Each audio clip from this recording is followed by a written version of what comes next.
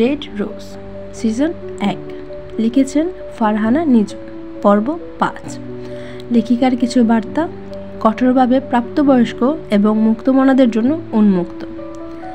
নিজের রুমের ওয়াশরুমে বাথটাবে শুয়ে আছে ঐশ্বর্য।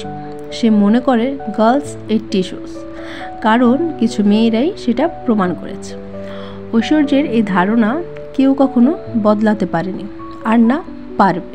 দীর্ঘ 1 ঘন্টা শাওয়ার নিয়ে বেরিয়ে এলো বাথরুম থেকে। সুঠামদেহী পুরুষের গায়ে আপাতত টাওয়াল ছাড়া কিছুই নেই। অফিসে যেতে হবে, সেই হিসেবে ফর্মাল গেটআপে রেডি হয়।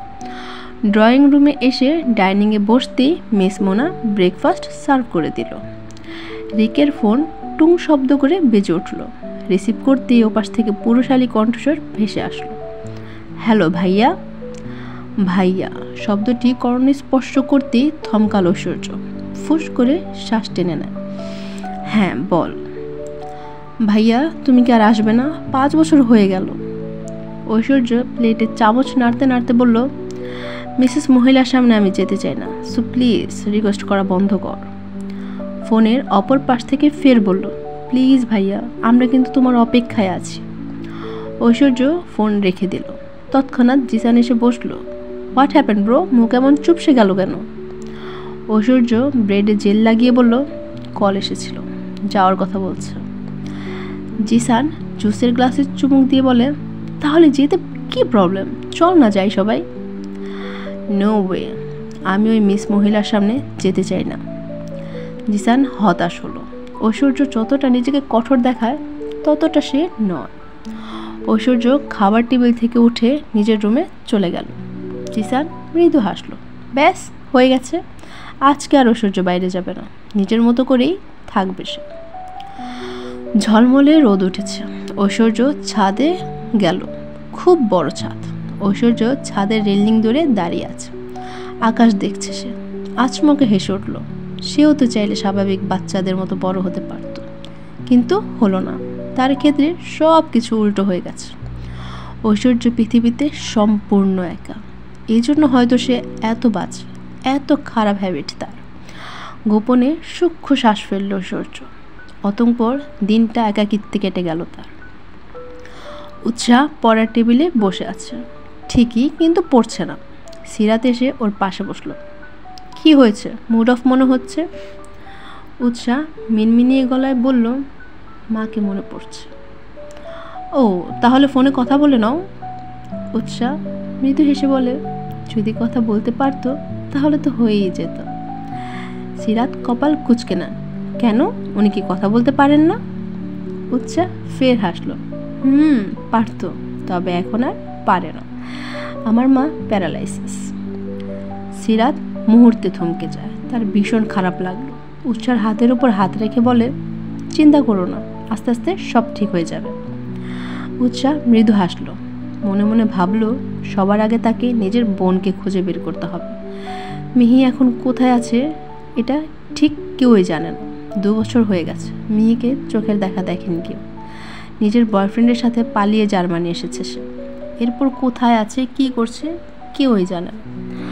আপাতত সে যে ঠিকানা পেয়েছে সে বাড়িতে যাবে বলে সিদ্ধান্ত নিয়েছে। কাল কলেজ অফ আছে, তাই উৎসাহ ঠিক করলো কালকেই সে ওই বাড়িতে যাবে। বিছানায় শুয়ে আছে সাবিনা পাটোয়ারি। নিকি এসে ওনাকে চেঞ্জ করিয়ে স্যালাইন দিয়ে গেছে। রুদ্র রুমেই বসেছিল। তৎক্ষণাৎ শহীদ এসে ওর পাশে বসলো। কি করছিস রুদ্র? রুদ্র নিজের বাবাকে দেখেও কিছু বলল না। ওদের কোনো টান নেই নিজের বাবার প্রতি, অবশ্য থাকবেই বা কেন। রুদ্র অস্পষ্ট সুরে বলল, কিছু না। রুদ্র ওয়াশরুমে চলে গেল। শহীদ তৎক্ষণাৎ রুম ত্যাগ করলেন। নিজের ঘরে গিয়ে ব্যালকানির পাশে রকিং চেয়ার টেনে বসলেন। এই জীবন তার বৃথা। কতই না অন্যায় করেছেন সে, তাই তো শেষবেলায় এই অবস্থা তার। নিজে পারত তাহলে নিজের ভুলগুলো শুধরে নিত। বুক পকেট থেকে একজন মহিলার ছবি বের করলেন। বেশ সুন্দর দেখতে। শহীদের চোখ দুটো ভিজে উঠল। এই মানুষটাকে কতই না কষ্ট দিয়েছে, তাই তো আজ এমন অবস্থা তার। এত বছরের পুরনো ভালোবাসা উতলে পড়ছে নাকি? আফসানা পাটোয়ারির কথায় থমকে গেলেন শহীদ। খুব গোপনে ছবিটি নিজের বুক পকেটে রেখে দিলেন। আফসানা পাটোয়ারি এগিয়ে এলো, কঠোরভাবে বলে ওঠে, শোনো শহীদ, এই যে এখন তুমি ভালো মানুষের যে নাটক করছো না, তা বন্ধ করো। শহীদ তাচ্ছিল্যের হাসি হাসলো। নাটক? আমি? তুমি যে কত নাটক পারো তার থেকে আমারটা কমই আছে। আফসানা পাটোয়ারি তেত উঠল, এই শোনো, তোমার ফালতু কথা শোনার সময় নেই আমার। রাস্তার মাঝে বেখেয়ালি হাঁটছে উৎসাহ, মস্তিষ্কে বারংবার বলছে মিহি কোথায়। কিছুক্ষণ আগেই সে মিহির বয়ফ্রেন্ড হ্যাভেনের বাড়িতে গিয়েছিল, সেখানে গিয়ে জানতে পারে হ্যাভেন বিয়ে করেছে এবং ভেকেশনে আছে। কেয়ারটেকারের কাছে বিয়ের কথা শুনে উদ্গ্রীব হয়ে ওয়াইফের ছবি দেখতে চেয়েছিল উৎসাহ, কিন্তু যখন ওয়াইফের ছবির জায়গায় নিজের বোনকে না দেখে অন্য কাউকে দেখলো, তখন থেকেই পাগলের মতো লাগছে তার। মিহি আপু, তুমি কোথায়? তোমার সাথে খারাপ কিছু হয়নি তো? ভয়ে গলা শুকিয়ে যাচ্ছে উৎসাহ। সামনের দিকে গাড়ি আসছে, তা দেখতেই পাচ্ছে না উৎসাহ। গাড়িতে বসা লোকটি বারবার হর্ন দিচ্ছে। হেই! আচমকা নিজের হাতে কারো স্পর্শ পেতেই আটকে ওঠে। কেউ একজন হ্যাচকা টানে তাকে গাড়ির নিচে পড়া থেকে বাঁচিয়ে নেয়। নিজের সামনে ঐশ্বর্যকে দেখে শুকনো ডোক গিলল উৎসাহ। ঐশ্বর্য দাঁতের দাঁত চেপে অগ্নি চোখে তাকিয়ে আছে তার দিকে। জিসান দৌড়ে ওদের কাছে আসলো, ব্যস্ত কণ্ঠে শুধায়, are you okay miss Bangladeshi? উৎসাহ কিছু বলতে যাবে তার পূর্বেই ঐশ্বর্যর হাত চেপে ধরে। হেই, আর ইউ ম্যাড? চোখ কি হোস্টেলে রেখে এসেছে যে রাস্তায় এত বড় গাড়ি দেখতে পাও না? উৎসাহ ঠোঁট দুটো ভিজিয়ে নেয়। সরি, আসলে আমি খেয়াল করিনি। জিসান কপাল চুলকা, উৎসার হাতে পার্স দেখল। তুমি কি কোথাও যাচ্ছ? উৎসাহ মৃদু কণ্ঠে বলে, হ্যাঁ ওই আর কি। ওয়েট, তুমি বললে তুমি কিছুই চিনো না এই শহরের, তাহলে যাচ্ছটা কোথায়? Oops, sorry, you a call girl, ঠিক ধরেছিলাম। উৎসাহ নাক মুখ কুচকে নেয়, কান্না পাচ্ছে তার। এই ছেলেটা বারবার তার চরিত্র নিয়ে কথা বলে। চুপ করুন, কি ভাবেন নিজেকে? আপনি যেমন ভাবেন সবাই কি তাই? সেদিন ক্লাবে আমি ভুলবশত গিয়েছি, আমাকে চাকরি দেবে বলে নিয়ে গিয়ে ওইসব করেছে, আর আজকেও আমি চাকরির জন্য ঘুরছি, বুঝতে পেরেছেন? আমি একজন স্টুডেন্ট, সব পড়াশোনার পাশাপাশি কিছু করতে চাই। ঐশ্বর্য শুনল। জিসান ছল ছল চোখ করে তাকালো।